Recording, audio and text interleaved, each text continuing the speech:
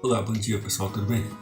Estamos aqui mais uma vez reunidos para estarmos iniciando nossa aula de introdução à elétrica.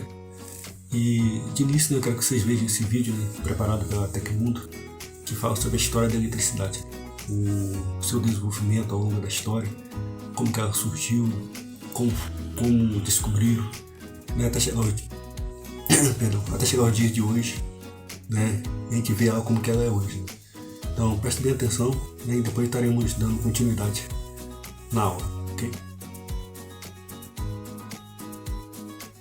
Para pra pensar um pouco. A eletricidade está em praticamente tudo ao nosso redor. Na lâmpada acesa aí onde você está, gerando energia para o PC, para a TV e para o smartphone ou como um fenômeno natural. Mas você sabe como que a gente começou a compreender e usar tudo isso para evoluir, até como ser humano? Com o apoio da Enel, uma das empresas líderes mundiais no fornecimento de energia e gás, você vai conhecer agora a história da eletricidade.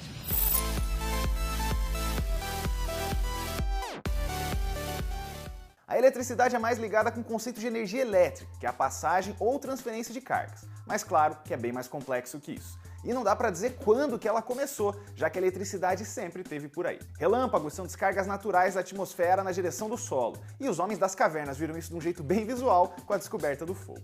Dá para ir até os átomos, que tem os prótons, que são as cargas positivas, e os elétrons, que são as negativas. Num sistema isolado eles existem em quantidades iguais, mas os elétrons podem ganhar liberdade e se transferir de um corpo para o outro. Mas quando é que a gente começou a entender isso? Foi com o filósofo grego Tales de Mileto, no século VI a.C.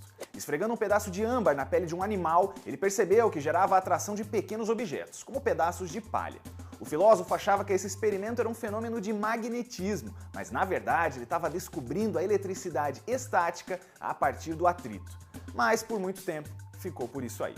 Agora a gente viaja no tempo para 1600. Foi com William Gilbert que o estudo da eletricidade avança, inclusive sobre a resistência de certos materiais. A palavra eletricidade vem dos estudos dele e deriva do latim electrum, que significa âmbar. Mas quem coloca isso na prática é Otto von Guericke, em 1650. Ele construiu a primeira máquina eletrostática que servia como gerador. Olha só, uma bola de enxofre que gerava atrito com terra seca. A gente só entendeu que a eletricidade estava na natureza no século XVIII. Benjamin Franklin faz aquele experimento clássico com uma pipa e uma chave de metal pendurada, empinando ela durante uma tempestade. O relâmpago conduzido ainda levou ele a criar o primeiro para-raios. Aí ficou tudo mais fácil entender o que era eletricidade e desenvolver ela ainda mais. Com o tempo, cientistas italianos descobriram que gerar eletricidade era também um processo químico e que acontecia dentro do nosso corpo. Luigi Galvani fez as pernas de uma rã se mexerem usando descargas elétricas, mas não entendeu direito como é que isso acontecia. Lá por 1800, Alessandro Volta descobriu que as contrações eram causadas pelos metais nos nervos e nos músculos, e que o sistema nervoso utilizava conexões elétricas para mandar sinais para o resto do corpo. Sabe a bateria de íon lítio compacta e super moderna que você tem aí no seu celular? A pioneira disso tudo foi criada pelo Volta. A pilha voltaica era literalmente placas de cobre e zinco empilhadas uma em cima da outra e separadas por tecidos molhados com ácido. Foi a primeira vez que uma carga elétrica constante foi produzida. O sobrenome dele batizou até mesmo o volt, a unidade de tensão elétrica. Ele ainda descobriu que a energia podia ser transmitida ao ligarmos conectores de carga positiva com negativa. Mas ainda tem muita coisa pela frente até chegar nos dias de hoje. Não adiantava entender as propriedades da eletricidade e saber classificar ou identificar ela se a gente não sabia produzir. É aí que entra a figura do Michael Faraday. Além de toda a contribuição teórica com as leis da indução eletromagnética e o experimento da gaiola de Faraday, o cientista criou em 1831 o chamado dínamo. Ele é nada menos que o primeiro gerador funcional que transformou energia mecânica em elétrica, uma combinação básica de ímãs formando um campo magnético e um disco de metal. Para gerar luz por volta de 1800, o inglês Humphrey Davy aquecia pedaços de metal com eletricidade para a substância brilhar e gerar energia. Isso foi chamado de lâmpada de arco. Só que apesar de revolucionária, ela esquentava demais o metal e também esquentava o ambiente. Quem adorou essas duas invenções foi ninguém menos que o Thomas Edison. Ele inventou em 1879 nos Estados Unidos a lâmpada elétrica incandescente, que é muito parecida com o que a gente usa aí hoje. A primeira tinha uma haste de carvão envolvida por um bulbo a vácuo e ficou acesa só por 45 horas. A importância do Edison é ainda maior porque ele tornou esse produto comercializável e criou todo o mercado desse e de outros produtos. Só que tem polêmica aí também, viu? O Edison é acreditado como inventor de muita coisa porque ele tem as patentes registradas no nome dele, mas hoje em dia a gente sabe que não é muito bem assim não. O que ele fazia era correr para registrar inventos que tinham muita gente envolvida, que tinham sido descobertos antes em outros lugares do mundo ou que só precisavam de um aperfeiçoamento. E é claro que a gente tem que citar Nikola Tesla, um dos mais renomados cientistas do mundo em termos de eletricidade, mas também um dos mais injustiçados. Sem ele, a gente não teria tantos conhecimentos em corrente alternada e sistemas complexos de distribuição de energia. A corrente alternada faz o sentido dos elétrons variar na transmissão, e aí dá para converter ela de alta para baixa tensão. Por isso, ela é melhor do que a contínua para transportar energia a longas distâncias, que era a teoria que o Edison defendia. Ele ainda criou a chamada bobina de Tesla, um transformador que gerava eletricidade sem fio por ressonância no ar. Agora que os produtos elétricos começam a existir, tá na hora de gerar essa energia em larga escala. A primeira usina do mundo é a Pearl Street Station, em Nova York, inaugurada em 1882. Ela usava motores a vapor e inicialmente atendia só 400 lâmpadas. Já a primeira vez em que a força das águas foi usada para gerar energia foi no mesmo ano, em Wisconsin, para iluminar a casa de um rico produtor de papel da região. Pois é, essa foi a primeira hidrelétrica, um modelo de geração de eletricidade que a gente conhece muito bem aqui no Brasil. Tem muitos avanços e cientistas importantes que a gente deixou de fora. Mas se você se interessa pelo assunto, a gente vai recomendar você para ir atrás deles. O Charles Duffy foi quem começou a estudar e a separar os materiais entre isolantes e condutores. Thomas Davenport criou o primeiro motor elétrico para ser usado em bondes de transporte público. James Maxwell fez estudos pioneiros de eletromagnetismo e depois eles foram todos confirmados.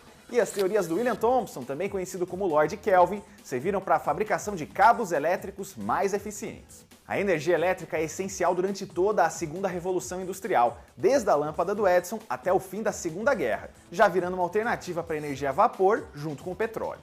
A eletricidade passa então a dominar as nossas vidas e as revoluções não param. As baterias estão muito menores e mais poderosas. As lâmpadas usam materiais diferentes e mais econômicos e até equipamentos que antes eram dominados por outras energias agora estão se rendendo à eletricidade, como os carros elétricos. Mas e no Brasil? A eletricidade chegou ao país logo depois da invenção do dínamo e da lâmpada, principalmente pelo interesse do imperador Dom Pedro II nas ciências. Ele que inaugurou os dois primeiros sistemas públicos de iluminação elétrica do país no lugar do gás. O primeiro, em 1879, foi na fachada da Estação Central da Estrada de Ferro Dom Pedro II, no Rio de Janeiro. A segunda é a das ruas de Campos dos Goitacazes, em 1883. Já a primeira hidrelétrica daqui foi construída nesse mesmo ano, no município mineiro de Diamantina, para ajudar a iluminar o sistema de mineração da cidade.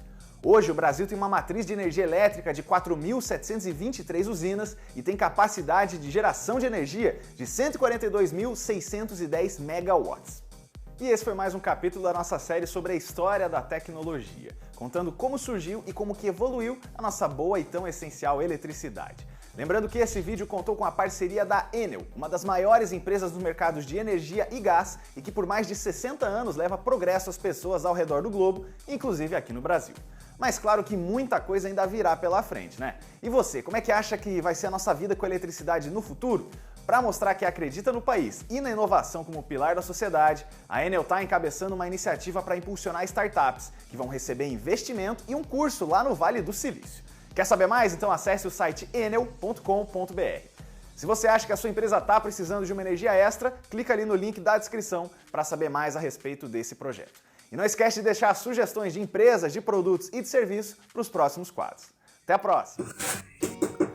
Bom, acabamos de ver o vídeo da Tecmundo, né, falando sobre a evolução da eletricidade ao longo dos anos, né, até chegar aos nossos dias. Vimos que essa descoberta da eletricidade ela impulsionou, né, o mundo de então, né? Impulsionou economias, fez surgir novas tecnologias que facilitou a nossa vida, nosso dia a dia. Essa é a importância da eletricidade. Ou seja, essa descoberta da eletricidade foi um marco, né, naquela história. Né?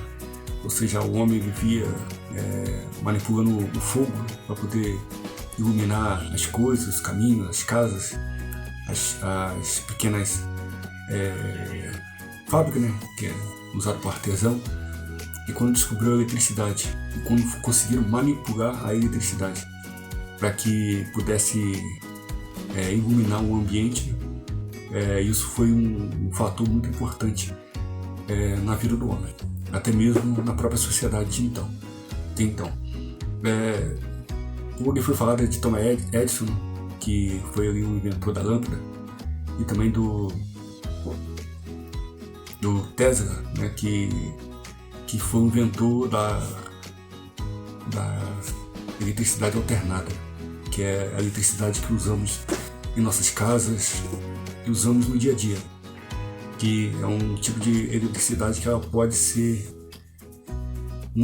tem muito mais facilidade de ser manipulada, né, do que a eletricidade contínua.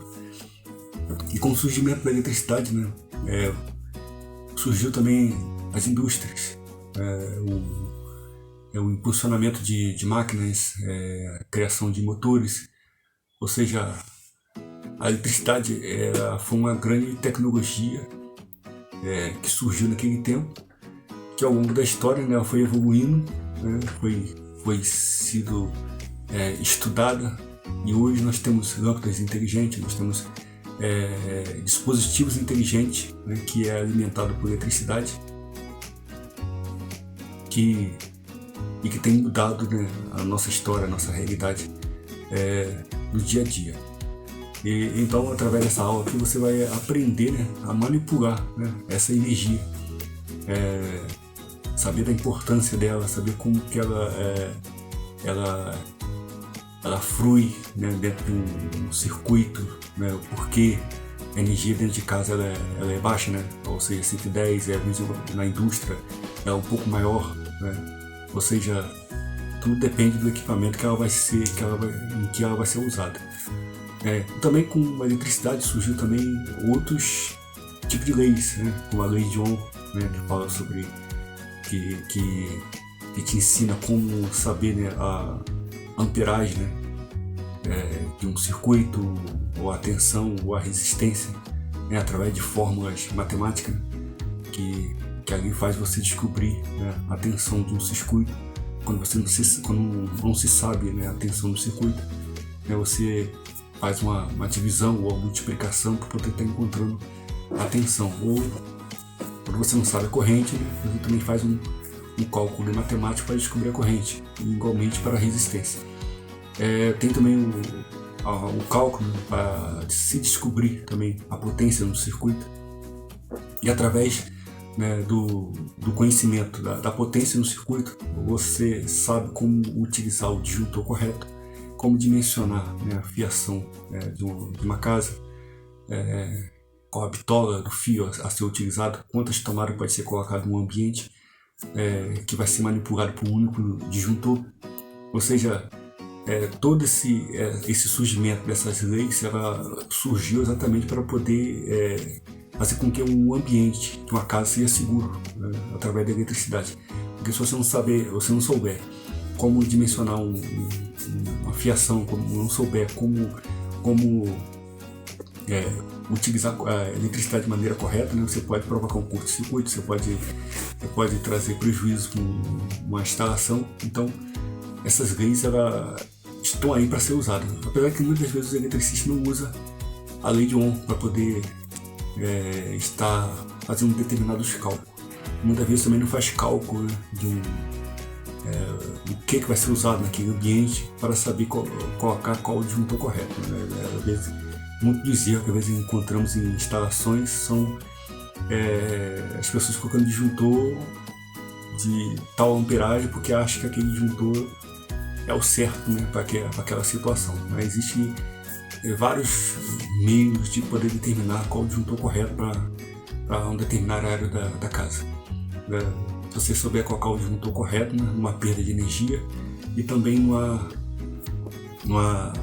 problema, né, caso ocorra algum curto-circuito na instalação, né, o disjuntor é feito exatamente para poder desligar o circuito quando ou seja, ocorre um sinistro na instalação, ou seja, a amperagem chega no valor, né, e o disjuntor está preparado para aquilo e vem a cortar aquela energia. Você bota um disjuntor com uma amperagem muito grande e a situação sinistra que aconteceu é baixa demais, o disjuntor não vai desarmar. Então, aí é um problema. Então, é necessário você saber dimensionar, né, a fiação, saber dimensionar as coisas para botar o circuito, o sistema de proteção correto. Então, a eletricidade ela é fascinante, né? Eu sempre digo que fascinante é você saber dominar ela, saber manipular ela de forma que ela se torne segura para os moradores daquele ambiente. Ok? Eu espero ter esclarecido vocês, né, muitas coisas em relação à eletricidade. Eu estou aqui para poder estar auxiliando. Qualquer dúvida pode entrar em contato, pode deixar anotado aí embaixo aí nas anotações, para podermos estar analisando e estar respondendo na medida do possível, para que você não fique com dúvida, mas sim adquire conhecimento necessário para poder ser um excelente profissional.